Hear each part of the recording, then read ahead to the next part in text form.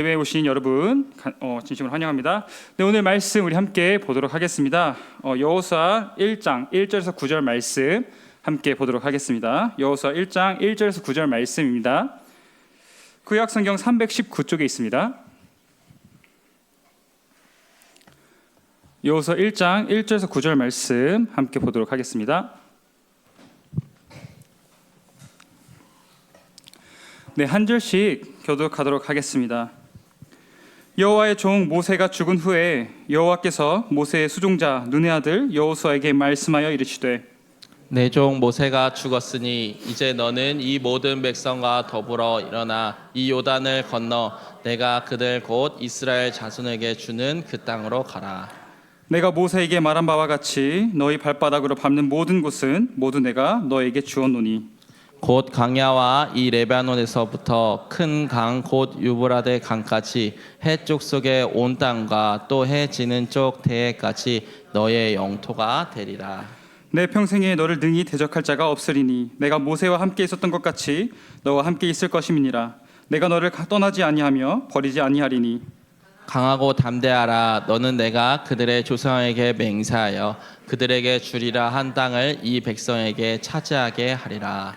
오직 강하고 극히 담대하여 나의 종 모세가 내게 명령한 그 율법을 다 지켜 행하고 우로나 좌로나 치우치지 말라. 그리하면 어디로 가든지 형통하리니 이 율법책을 내 입에서 떠나지 말게 하며 주야로 그것을 묵상하여 그 안에 기록된 대로 다 지켜 행하라. 그리하면 내 길이 평탄하게 될 것이며 내가 형통하리라. 함께 읽겠습니다. 내가 내게 명령한 것이 아니냐. 강하고 담대하라. 두려워하지 말며 놀라지 말라. 내가 어디로 가든지 내 하나님 여호와가 너와 함께 하느니라 하시니라. 아멘. 네, 저는 어렸을 때부터 비교적 부모님께 좀 순종적인 아이였습니다. 제가 딱히 착해서가 아니라 그냥 좀 외부의 자극에 좀 무딘 사람인 것 같습니다. 또 환경적으로 제가 인터넷을 쉽게 접할 수 없는 환경에 있었고 또 외국에 살다 보니까 주변 친구들의 영향을 좀 덜 받았습니다. 그래서 꼭 부모님의 말씀을 지키기 위해서 노력했다기보다는 그저 부모님께서 하지 말라고 말씀하시는 것에 큰 관심을 두지 않았습니다. 그래서 비교적 순종적인 아이로 비춰졌던 것 같습니다.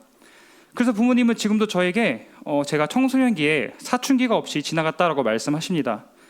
사실 저도 그렇게 생각했습니다. 그런데 나중에 곰곰 생각해 보니까 저에게도 사춘기의 시절이 좀 있었던 것 같습니다. 다만 제가 선교사 자녀이다 보니까 약간 좀 다른 방식으로 사춘기가 찾아왔던 것 같습니다.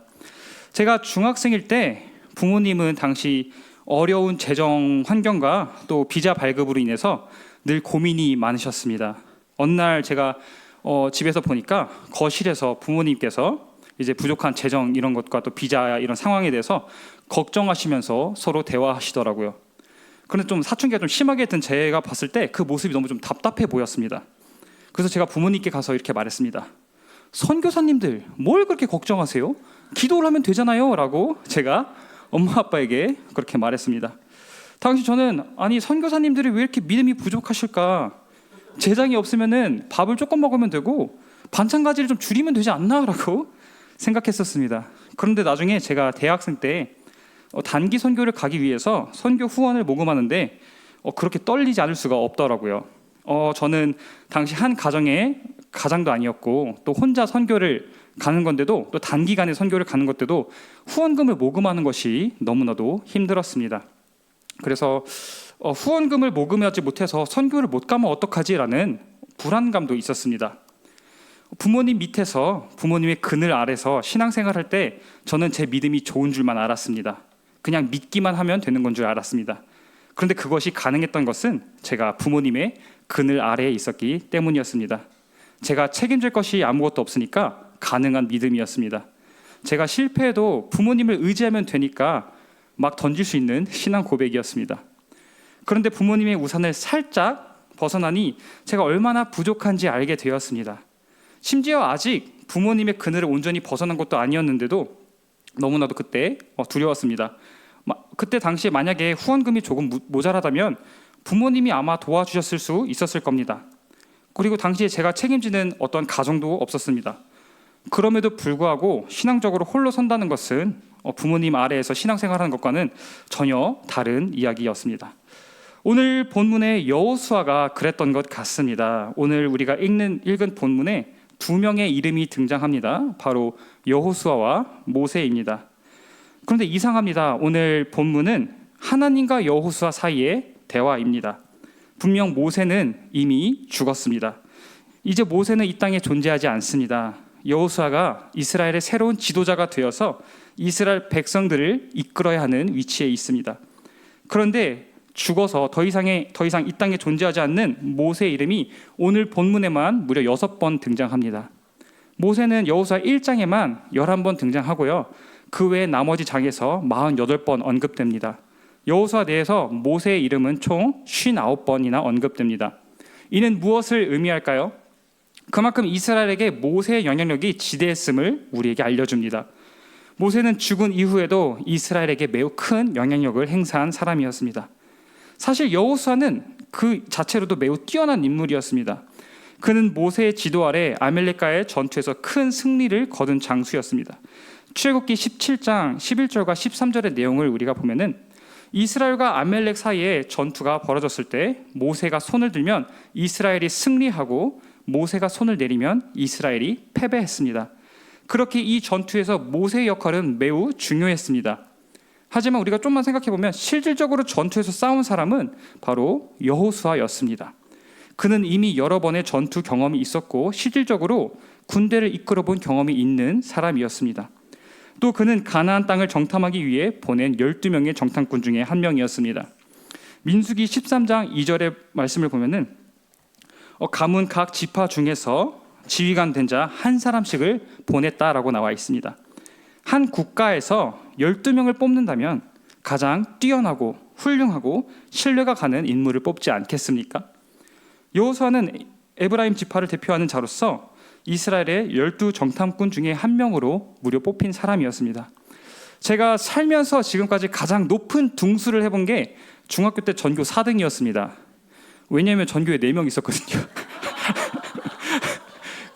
그런 제가 봤을 때 여호수아를 포함한 12명은 분명 뛰어난 인물임에 틀림없습니다. 그게 전부가 아닙니다. 여호수아는 특히 그 12명 중에서도 신앙심이 가장 깊은 사람 중 한 명이었습니다.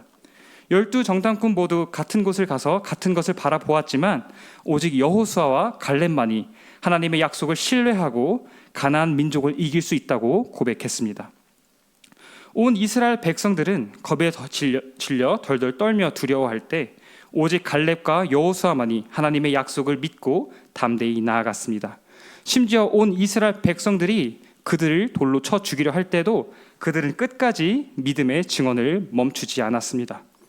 그리고 그런 여호수아를 하나님께서 모세를 통해 새로운 리더로 세우셨습니다. 민수기 27장 22절에서 23절의 말씀을 보면 하나님께서 친히 여호수아를 선택하시고 온 회중 앞에서 모세가 여호수아에게 안수하여 새로운 리더로 세우게 하셨습니다. 이처럼 여호수아만큼 새로운 리더에 적합한 사람이 또 있을까요? 여호수아와 갈렙만이 출애굽을 경험한 세대입니다. 그리고 여호수아는 모세 곁에서 가장 가까이에 보좌한 인물입니다. 그 누구도 여호수아를 대체하기는 쉽지 않았을 것입니다. 그럼에도 불구하고 이처럼 여호수아가 훌륭한 사람임에도 불구하고 그가 느끼는 압박감과 불안감은 상당했던 것으로 보입니다. 아니 이스라엘 전체가 모세의 죽음으로 인해 큰 두려움에 빠졌을 것입니다. 왜냐하면 이스라엘 백성의 출애굽과 광야 생활을 지도한 것은 모세이기 때문입니다. 여호수아와 갈렙을 제외한 모든 백성들은 그들이 태어나는 순간부터 그들의 리더가 모세였습니다. 그들은 자연스럽게 모세를 따랐고 모세를 통해 하시는 하나님의 말씀을 배웠습니다. 그들은 모세가 없는 이스라엘을 단 한 번도 상상하지 못했을 것입니다. 저희 어머니께서는 정치를 잘 모르십니다. 지금도 정치에 큰 관심이 없으셔서 대통령 선거가 있을 때마다 매번 저한테 물어보셔가지고 누굴 뽑을 거냐고. 그래서 제가 그걸 불법이라고 알아서 뽑으시라고 매번 말씀드리는데 그런 어머니께서 딱 한 번 대통령의 죽음으로 인해서 슬퍼하시며 눈물을 흘린 적이 있다고 하십니다. 어머니께서 중학생이셨을 때 박정희 전 대통령께서 서거하셨습니다. 어머니께서는 이 소식을 뉴스로 접하셨고 그의 사망 소식을 들었을 때 너무나도 두려웠다고 말씀하셨습니다. 당시에 북한군이 당장이라도 쳐들어와서 전쟁이 날 것이라고 생각했다고 합니다. 왜냐하면 어머니께서 태어나기 전에 박정희 대통령이 집권해서 중학생 때까지 그 위치에 있었기 때문에 어머니께서는 박정희 대통령이 없는 대한민국을 감히 상상하지 못했기 때문입니다. 하물며 모세의 죽음 이후에 이스라엘의 분위기는 어떠했을까요? 모세는 무려 40년 동안 이스라엘을 통치한 지도자입니다. 그런 그가 어쩌면 가장 중요한 순간에 눈을 감고 말았습니다. 이제 이스라엘 백성들은 본격적인 가나안 입성을 앞두고 있었습니다. 이제 그들 앞에는 수많은 전쟁이 기다리고 있고 정복 사업을 펼쳐야 하는 숙명이 그들 앞에 놓여 있습니다. 어쩌면 그 어느 때보다도 모세가 절실히 필요한 그 순간에 그가 이스라엘 곁을 떠나고 말았습니다. 여호수아가 아무리 뛰어난 인물이라고 하더라도 그는 모세의 그늘 아래에 있던 사람입니다. 그는 결코 모세를 대체할 수 없는 인물입니다. 그것을 가장 잘 보여주는 문구가 바로 오늘 본문 1장 1절의 말씀입니다. 성경은 모세를 여호와의 종이라고 표현합니다. 반면 여호수아는 그런 모세의 수종자라고 표현합니다. 여호와의 종과 모세의 수종자는 너무나도 대비되는 표현입니다. 여호수아는 그저 모세의 그늘 아래서 그를 돕던 인물에 불과했습니다. 이때 하나님은 여호수아에게 말씀하십니다. 내가 모세에게 말한 대로 이 땅을 너에게 줄 것이다. 모세와 함께한 것처럼 너와 함께할 것이다. 내가 너를 결코 떠나지 않으며 버리지 않을 것이다. 하나님은 모세와 함께하신 것처럼 여호수아와도 함께하신다고 말씀하십니다. 여호와께서 모세의 삶을 인도하신 것처럼 이제 여호수아의 삶을 이끄실 거라고 약속하십니다. 모세는 아무도 부정할 수 없는 당대 최고의 리더였습니다. 하지만 처음부터 그가 훌륭한 리더였던 것은 아닙니다. 그 또한 겁이 많았고 실패를 경험했고 좌절을 맛봤던 인물입니다. 하지만 하나님께서 그를 빚어가시어 그를 이스라엘의 구원자로 세워주셨습니다. 그리고 이제 그 하나님께서 여호수아와 함께 하실 것이라고 약속하십니다. 하나님께서 여호수아에게 말씀하십니다. 너는 강하고 담대하라. 사실 이 말씀은 모세가 죽기 전에도 이미 여호수아에게 하나님께서 충분히 하신 말씀입니다. 신명기 31장 6절에 모세가 죽기 전에 하나님께서는 온 이스라엘 백성을 향하여 이렇게 말씀하셨습니다. 너희는 강하고 담대하라. 두려워하지 말라. 그들 앞에서 떨지 말라. 그리고 31장 7절 다음 절에 보면은 모세가 여호수아에게 이렇게 말합니다. 너는 강하고 담대하라. 그들에게 그 땅을 차지하게 하라. 그리고 다시 23절에 하나님께서는 다시 여호수아에게 이렇게 말씀하십니다. 강하고 담대하라. 내가 너와 함께하리라.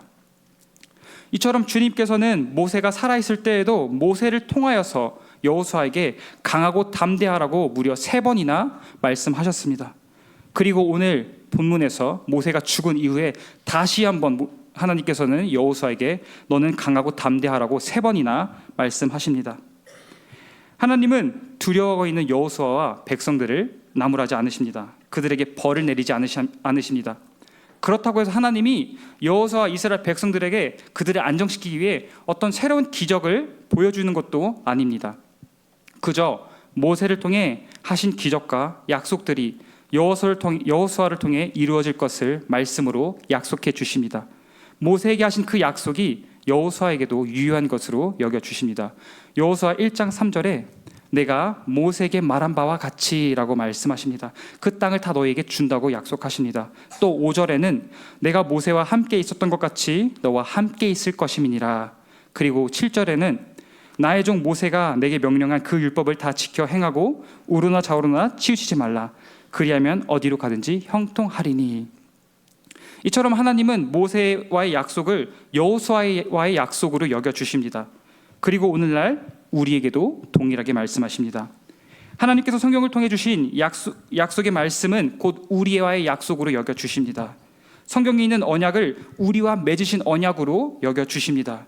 우리는 다만 믿음으로 나가기만 하면 됩니다. 그런데 이상한 점이 한 가지 있습니다. 하나님께서 분명히 6절에 강하고 담대하라, 이 땅을 차지하게 하리라 라고 말씀하셨습니다. 그리고 7절에 강하고 담대하라 라고 말씀하시면 뒤에 너희가 가나안 민족과 싸워서 그 땅을 정복해라 라고 하는 것이 더 자연스러울 것입니다. 그런데 하나님께서 뜬금없이 강하고 담대하라 라고 말씀하시면서 율법을 다 지켜 행하라 라고 하십니다. 율법을 지켜 행하는 것에 강하고 담대할 필요가 있을까요? 지금 그들에게 필요한 것은 강하고 담대하게 전쟁을 치르는 것 아니겠습니까? 사실 율법을 지키는 것이 전쟁에서 나가 승리하는 것보다 더 어렵습니다. 오히려 정복을 위한 용기는 쉽습니다. 두렵고 떨리지만 전쟁에 나가 싸우는 것은 당시 모든 군인들이 임했던 자세입니다. 이스라엘뿐만 아니라 많은 국가의 군인들이 자신의 나라를 위해 강하고 담대하게 전쟁에 나가 싸워 승리하였습니다. 오히려 호전적인 민족들은 전쟁에 관해 더 큰 용기를 보여주기도 합니다. 하지만 하나님은 강하고 담대히 율법을 지키라고 말씀하십니다. 이는 단순히 어떠한 계율과 규칙을 말씀하시는 것이 아닙니다. 율법이라고 번역된 단어는 우리가 너무나도 잘 알고 있는 토라, 모세오경입니다. 즉 단순히 율법을 넘어 하나님께서 모세를 통해 가르쳐 주신 그 가르침을 지켜 행하라라고 말씀하시는 겁니다. 하나님을 위해 사는 것이 무엇을 의미하는지 구체적으로 보여주는 그 가르침을 따르라고 하십니다. 하나님 백성으로의 정체성과 사명을 알려주는 그 가르침을 지키라고 하십니다. 하나님이 이 가르침을 따라 살아가려고 말씀하십니다. 이스라엘이 후에 전쟁이 두려워서 가나안 민족을 쫓아내지 못한 것이 아닙니다. 그들은 하나님의 말씀을 따라 살아갈 용기가 없었습니다. 그들이 보기에 가나안 민족의 삶의 방식이 더 좋아 보였습니다. 그들의 삶을 쫓아가지 않으면 마치 나의 삶이 뒤처질 것 같아 보이고 큰 손해를 볼 것 같아 보였습니다. 그들이 보기에 이방의 풍습이 더 경제적이고 더 합리적인 것처럼 보였습니다. 그래서 그들은 하나님의 가르친 대로 살아갈 용기를 잃고 이방의 풍습에 동화되어 버렸습니다. 단 한 번의 전투에 용기를 내는 것은 그리 어렵지 않습니다. 하지만 평생의 삶 속에 하나님의 가르친 대로 살아가는 것에는 큰 용기가 필요합니다. 우리의 삶도 마찬가지입니다. 노방전도는 매우 어렵습니다. 모르는 사람에게 다가가서 복음을 전하는 것에는 큰 용기가 필요합니다. 특히 저처럼 낯을 많이 가리고 또 내향적인 사람에게는 더더욱 어렵습니다. 제가 대학교 1학년 때 CCC에 가입했을 때 갑자기 그 해 이상한 제도가 생겼습니다. 정회원 제도라고 불렀는데요. CCC의 정회원이 되기 위해서는 5주간의 1:1 성경 공부를 마친 후에 5명에게 그 노방전도를 해야 했습니다. 와, 진짜 하기 싫었습니다. 그런데 또 제가 또 선교사 자녀라는 걸 딴 사람들이 다 알고 있어가지고 선교사 자녀인데 전도를 못하겠다고 말하는 게 조금 자존심이 너무 상하더라고요. 그래가지고 이제 제 순장님께서 저랑 같이 전도를 다녀주겠다라고 말씀하셨는데 그건 더 싫다고 말했습니다. 그래서 하루 진짜 날짜를 딱 잡고 밖에 나가서 캠퍼스에서 지나가는 5명에게 전도를 했습니다. 사형리를 다 읽어주지는 못했고 한 2명 정도에게 읽어줬던 걸로 기억하고 나머지 3명 정도는 거절했던 것으로 기억합니다. 여튼 저는 마치 임무를 수행하듯 전도를 저질러 버렸습니다. 사실 전도보다는 과제에 더 가까운 그런 성격이었습니다. 사실 노방전도는 눈 딱 감고 하면 할 수 있습니다. 주변 사람에게 전도하는 것도 마찬가지입니다. 또 이상하게 시켜가지고 또 주변 친구들에게 사형리 읽어주라고 갑자기 시켜가지고 제가 그 같은 학과 친구들한테 이거 숙제라고 도와달라고 그러니까 이제 그 친구들이 마지못해서 욕하면서 제가 사형리 읽어주는 것을 열심히 들어주었습니다. 그냥 딱 눈 감고 후다닥 숙제하듯이 해치워 버렸습니다. 이처럼 전하는 것은 그리 어려운 그 한 번의 사건으로 인해서 행하는 것은 어렵지 않습니다. 그런데 복음을 믿고 그것을 살아가는 것이 어렵다는 것을 정말 많이 느낍니다. 말씀의 가르침을 믿고 그대로 살아가는 것에는 매우 큰 용기가 필요합니다.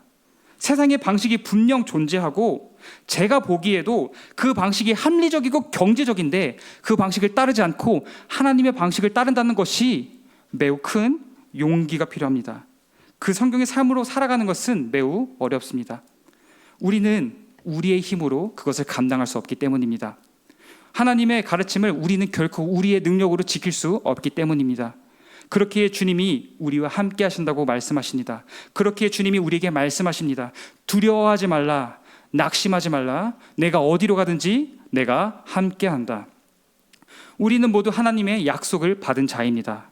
하지만 그 약속을 우리는 단순히 받은 것으로 인해 만족할 수는 없습니다. 우리가 그 삶을 따르지 않는다면 우리 삶 가운데 하나님께서 허락하신 그 약속을 온전히 경험할 수 없기 때문입니다. 주님은 모든 축복의 약속을 여호수아와 이스라엘 백성에게 들려주시고 마지막으로 이렇게 말씀하십니다. 여호수아 1장 8절 말씀 함께 읽도록 하겠습니다. 이 율법책을 내 입에서 떠나지 말게 하며 주야로 그것을 묵상하여 그 안에 기록된 대로 다 지켜 행하라. 그리하면 내 길이 평탄하게 될 것이며 내가 형통하리라. 우리가 하나님의 말씀을 읽고 또 묵상하는 이유는 그저 어떤 교양을 쌓기 위함이 아닙니다. 그저 통독을 몇 번 했는지 자랑하기 위함이 아닙니다. 그저 성경의 지식을 쌓기 위함이 아닙니다.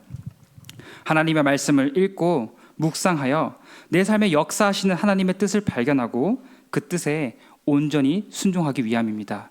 이것이 우리가 오직 하나님의 가르침을 따를 수 있는 유일한 방법이기 때문입니다. 하나님은 이스라엘 백성들에게 젖과 꿀이 흐르는 땅을 약속하셨지만 그렇다고 해서 가만히 있는 이스라엘 백성들에게 그 땅이 찾아오는 것이 아니었습니다. 하나님은 이스라엘 백성들이 하나님의 말씀에 순종해서 그 땅을 스스로 차지하게 하셨습니다. 이스라엘은 하나님의 명령을 따라 가나안 민족과 전쟁을 치러야 했습니다.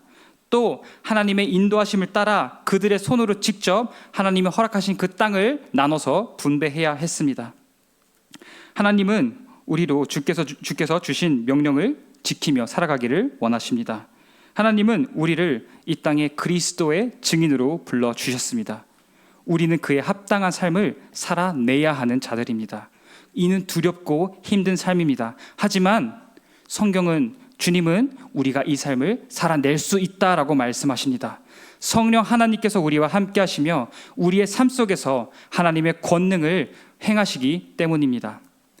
사랑하는 성도 여러분, 여러분을 통해 주변 이웃과 사람들이 복음을 접하고 복음을 듣기를 간절히 원합니다. 여러분으로 인해 여러분이 밟고 있는 그 모든 땅이 하나님께 예배하는 땅이 되기를 간절히 소망합니다. 하지만 그 이전에 우리가 하나님의 가르침대로 바르게 살기를 간절히 소망합니다. 세상의 비웃음 속에서 강하고 담대히 두려워하지 않고 복음을 살아내기를 소망합니다. 주께서 우리와 함께 하시기에 우리는 이 삶을 끝까지 살아낼 줄 믿습니다. 말씀을 맺겠습니다.